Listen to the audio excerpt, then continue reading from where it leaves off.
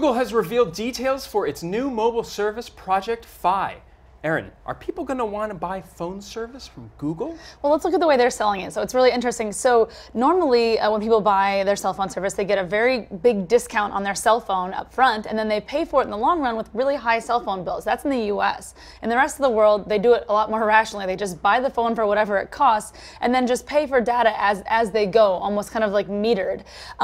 This is a lot cheaper in the long run, so it makes sense that Google is trying to sell cell phone service this way. But the problem is that people in the US are used to buying it the old way and getting their phones for really cheap. So this is going to be a kind of a tough sell, I think. I agree with you. The US market is totally weird. I mean, let's be honest. I look at this the way I look at the imperial measurement system. I mean, it's just like la la la in the United States. But at the same time, I think a player like Google, right, not an incumbent wireless provider, but clearly, you know, they're in the phone market, right? They make half of all the phones that are in the country.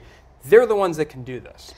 This is true, but look at who they're buying the wireless service from. So Google itself doesn't have cell phone towers, so they're buying this from like T-Mobile and Sprint. So what's to say if Google starts undercutting them by charging people $20 a month for their wireless service, which is what they're offering, why wouldn't T-Mobile and Sprint and all the other wireless carriers start doing this too? And at that point, people aren't going to switch. Well, I think they might, right? We've seen that you can disrupt this market a little bit. T-Mobile, just a few years ago, completely changed their business model, and were able to kind of pull off some customers from AT&T and Verizon and so forth. I think Google could do the same thing. Well, the scary thing here, though, is that people in the U.S. are just so irrational when it comes. I mean, we saw this happen with, look at JCPenney. So they had a new CEO come in, and he said, we're not going to artificially raise prices just to slash them so people can have the joy of getting a sale.